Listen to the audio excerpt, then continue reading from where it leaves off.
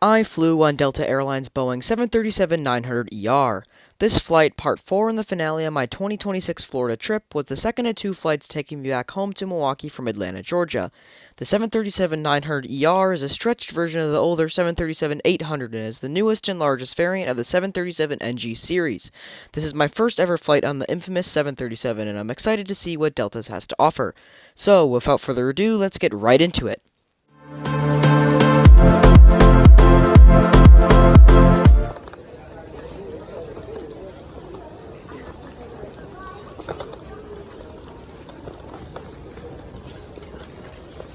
Good afternoon from Atlanta Hartsfield-Jackson International Airport. My name is Tomcat1226 and welcome back to the channel. I just arrived here aboard one of the most fantastic aircraft still flying worldwide, the Boeing 717. But for this next flight, it's time to fly a more known and famous aircraft, the Boeing 737. With over 12,500 delivered across multiple variants, this makes the 737 the second most produced commercial aircraft in the world, coming in second to its rival, the Airbus A320 family. Atlanta Hartsfield-Jackson is one of the busiest airports in the world and was for many years. However, as of 2026, Chicago O'Hare International Airport ranks first, handling more than 860,000 operations per year.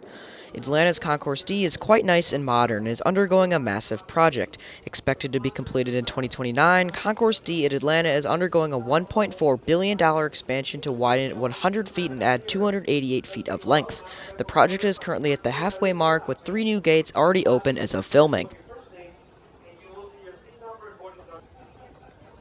Anyway, my gate for today is D23, only a short walk from my previous gate. Waiting here is my ride back to Milwaukee, registered as November 957 Delta Zulu, is a Boeing 737-900ER that was built in March 2014 and originally flew with Thai Line Air, then was stored in California in August 2021, then joined Delta's fleet in March 2023. Delta Airlines is currently the largest operator of the Boeing 737-900ER, with 163 aircraft in their fleet as of uploading. For today's flight, operating as Delta DL-1206, I'll be flying in Delta's main cabin preferred in the very front row of economy, which I'm intrigued to test out on my first time ever flying the 737. After getting a quick snack at duty-free without hurting my wallet, it's time for boarding. Let's fly back home on a 737-900ER.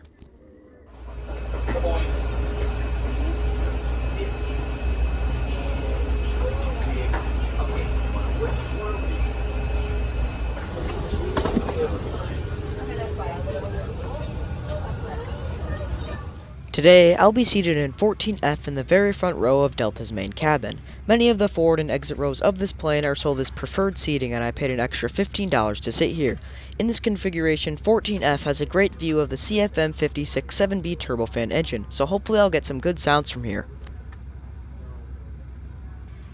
In the 73R configuration on Delta 737-900ERs, row 14 is directly behind Comfort Class, giving a generous 33 inches of pitch, almost the same as Comfort Class. However, a major downside to the 73R configuration is the lack of in-flight entertainment and power outlets at the seats, forcing you to pay for in-flight Wi-Fi if you aren't a SkyMiles member. The tray table is a good size and slides back and forth, and is surprisingly sturdy. In the seat back pocket are the safety card,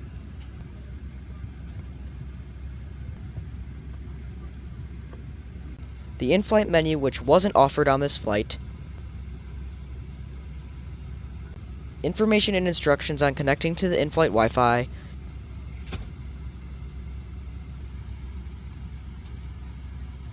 and the air sickness bag.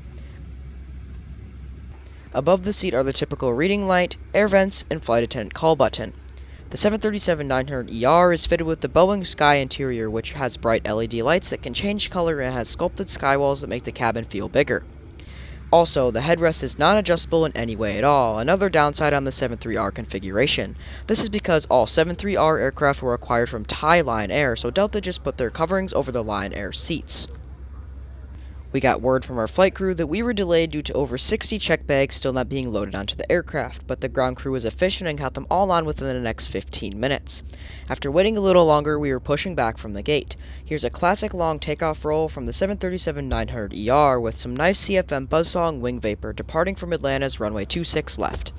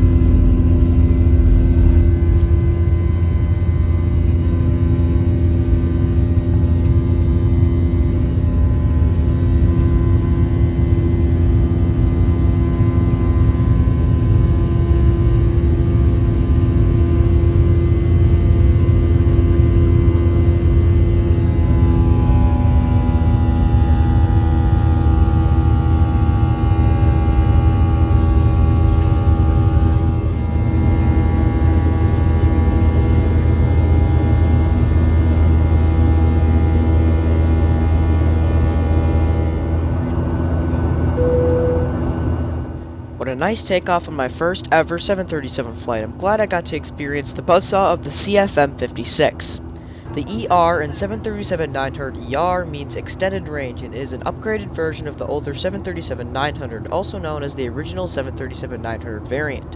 Only 52 non-ER 737-900s were ever built, and only 30 still fly today, with the largest operator currently being United Airlines with 12 aircraft in the fleet as of uploading.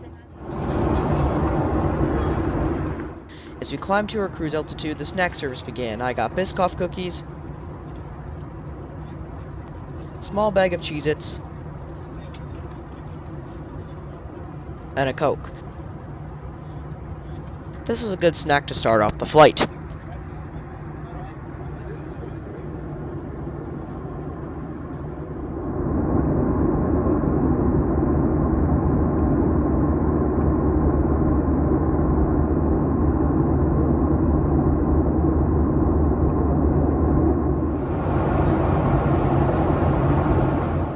In the X-Lion Air 73R configuration, Delta's 737-900 ERs can carry 173 passengers with 12 seats in first class up front in a 2-2 configuration, 24 seats in Delta Comfort in a standard 3-3 configuration, and 137 seats in main cabin, also in a 3-3 configuration with 30 rows of seats in total.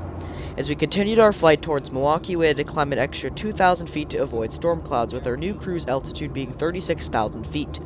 In fact, towards the end half of this flight, we passed many supercell clouds in the Midwest, with many actually producing tornadoes.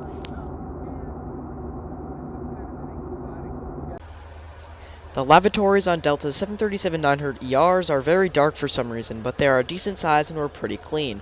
Also, the sink works on this aircraft. After cruising for about 45 minutes, we began our descent over northern Indiana, enjoy some pretty clouds, and views over Lake Michigan, coming into a smooth landing onto Milwaukee's runway 25 left.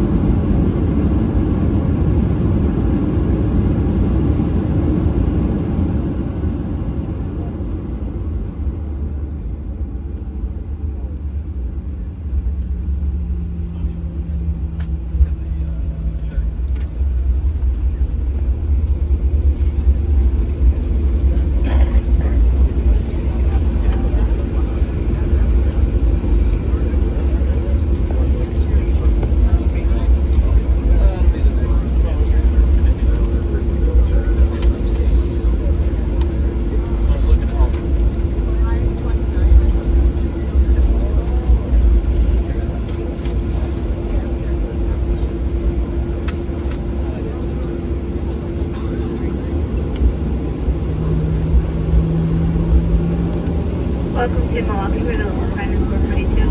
Please stay seated with your seatbelt fastened and carry items stowed when the captain has turned off the seatbelt sign.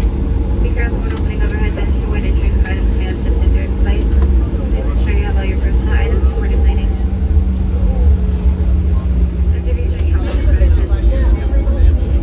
On behalf of this New York based flight crew, thank you for choosing Delta. Look forward to seeing you again soon.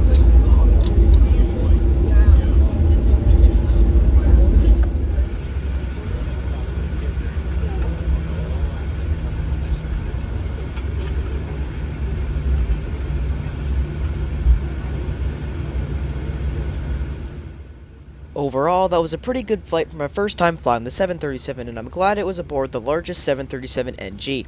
However, the 737 isn't anything special unless you're flying one from the Classic series, but when I say it's worth it, I'll let you guys decide down in the comments below.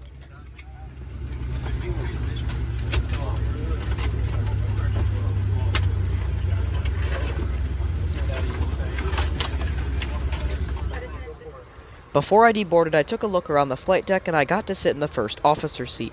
Always the cherry on top to all my flights is to visit the cockpit. Thanks again, Delta, for always letting me do this. Anyway, that concludes my 2026 Florida trip. If you enjoyed the series, let me know, and if you haven't seen it yet, go check out my other videos on my channel. Be sure to stay tuned as my videos from EAA AirVenture Oshkosh 2026, the largest air show in the world, start very soon. Let me know your thoughts on this trip report, everyone. Is the 737-900ER really worth it? And with that, I'll catch you on the next one. Bye!